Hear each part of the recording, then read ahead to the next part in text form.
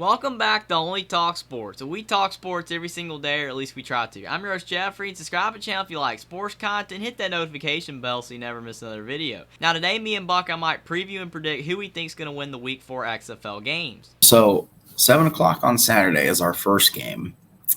You got Houston and Orlando. Hide the children. Yes, hide the children for this one. It's not going to be pretty. As long as Houston can keep up the same pace that they have been, I think it's worse than the first time. And the first time was 33-12. Because Orlando just hasn't really seemed like they've improved off of the 12 points in week 1. I'm taking Houston by a big margin in this one. I'm going to go Houston 40-6. Yeah, like we said earlier, and that's a big if, Houston somehow comes into this game relaxed, thinking they're just going to steamroll Orlando, then there's a shot. That's why the games were played. You never know. Or Orlando could go with DeAndre Francois somehow, and he just plays great. Or if Paxton Lynch somehow plays great.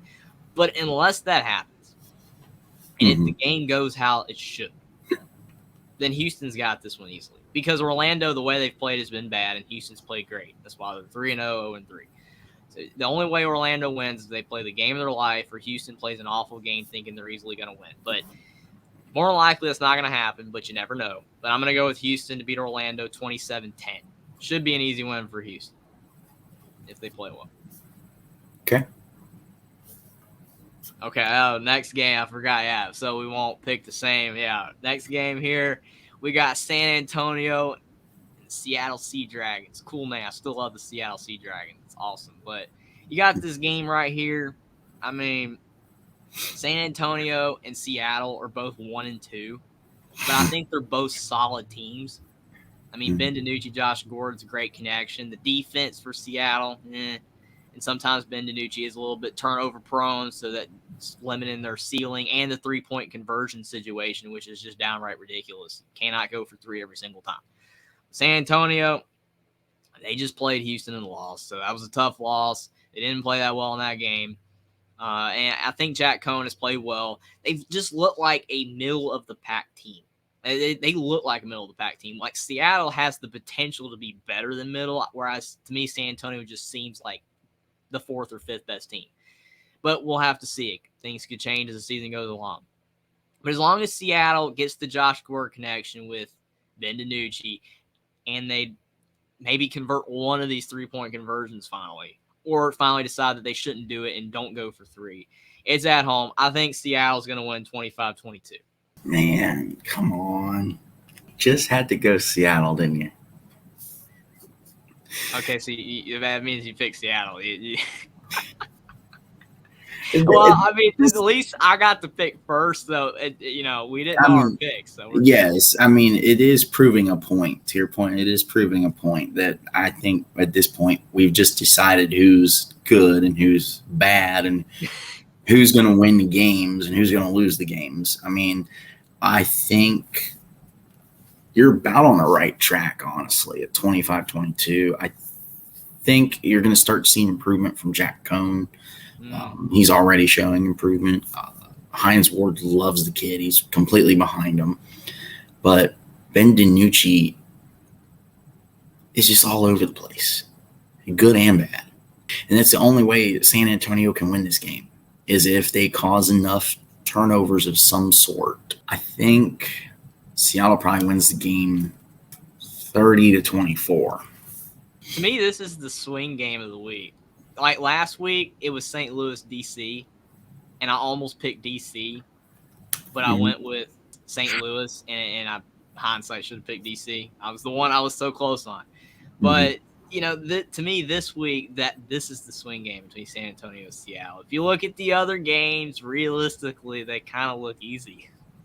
I don't know who you're picking in this next game or the last game, but, I mean, it's a pretty good chance we're going 4-0 the same way.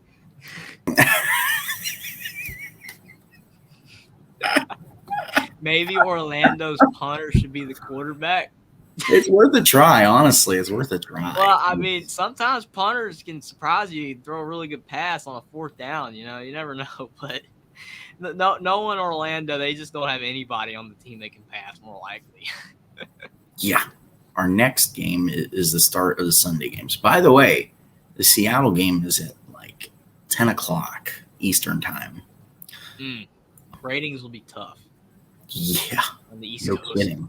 Like the Pac-12 games, when you get them like 10:30, Mm-hmm. on ESPN at night, college football season. I mean, the ratings are tough because people don't, usually stay up till 1:30 a.m. on the East Coast unless you're someone that's young enough to be able to do that and still function the next day, or you're just insane and don't care. Yeah, I mean, I'm going to have to find the game replay somewhere and watch after. So for the next one, the first game on Sunday is going to be at 4 o'clock Eastern time on ESPN2. You've got Arlington traveling all the way to St. Louis. I think Kyle Slaughter is going to show improvement from last week. Mm-hmm. But St. Louis better be out for blood. This is going to be the turning point on St. Louis this season. This is make or break. And it's crazy to say it already, but this is make or break. Because if you lose this game, you're basically saying DC broke you and you're falling apart. Then I have no confidence. Or they were never really that good to begin with and they got lucky in the first 2 games. Either or. Yeah. Then it makes me feel like maybe even though I do like St. Louis, maybe I shouldn't pick them the rest of the year. So I'm going to take a chance here. I'm going to say St. Louis wins off the backs of being angry from that DC game that even though they didn't deserve to, they probably should have won in the long run. I'm going to go St. Louis 24, Arlington 22. Yeah, this game, I mean, like you said, it is make or break for St. Louis because if they don't win this game, then it's going to kind of show that maybe they're not very good and that they're starting to trail downward. But Arlington, to me, is just not impressive. I mean, they're a team that should be 0-3, like I've said several times. And now that you do have Slaughter, he gives you the potential that you're not going to make many errors. So maybe if he plays a turnover-free game like last week, and he improves on his passing numbers instead of throwing over 125 yards, throws for 210 yards or something like that with a couple TDs, and they get something out of the run game. If they can play good defense like they did against Orlando, maybe, which, I mean, everyone usually plays good defense against Orlando, but if they play well on defense, then I think that there's a shot they could win. If it's like a game in the teens, if they win like a 19-17 game, they can win. But I feel like now that they have the home field advantage for St. Louis, you're going to have your fans there that want you to win. Yeah. St. Louis, I think McCarron Magic, even though McCarron Magic is not really, I guess, a thing anymore because of the fact that he did not win the last game, I think it will return. He will find a way to win this game, but it's not going to be by a lot. It's going to be a close game. Like you said, a make or break game. I'm going to take St. Louis 22-17 over Arlington. And I guess we're on to our last game that I'm picking first to show that we're not, picking the same on purpose or whatever. This game right here, you've got Brett Hundley now, so it's basically a Kyle Slaughter thing again. You got a new quarterback. He showed promise against Seattle. They almost won.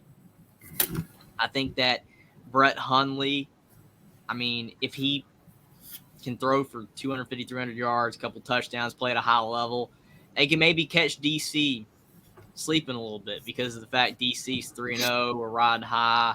Maybe we're now, like Houston, and we're the best team easily, the second best team in this league, and we're going to cruise by Vegas. They could catch DC napping a little bit. And if they do, I think they can win. But if DC plays like they did last week against St. Louis, they should win.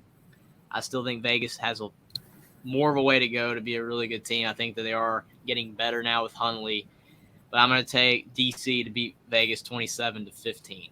Should I do this? Should I not? Yeah, you're going to do it because you're still upset DC beat St. Louis, and it was all. You know what? Calls went bad and everything. I'm about to break the internet. I'm going to do it. Because Hundley looks promising. To your point, yeah, he played better than Slaughter. They win this game, and you're going to be tied with me now, man. And just say something like San Antonio beat Seattle. Man, I messed up. I should have picked DC over St. Louis. Then I'd be okay. Yeah, I'm going to do it. I'm going to break the internet. Vegas is going to win this game. Hundley looks promising. He just needs time to mesh into the offense. His guys need to get open. They did play on the Vegas field last week, so that field looks like crap.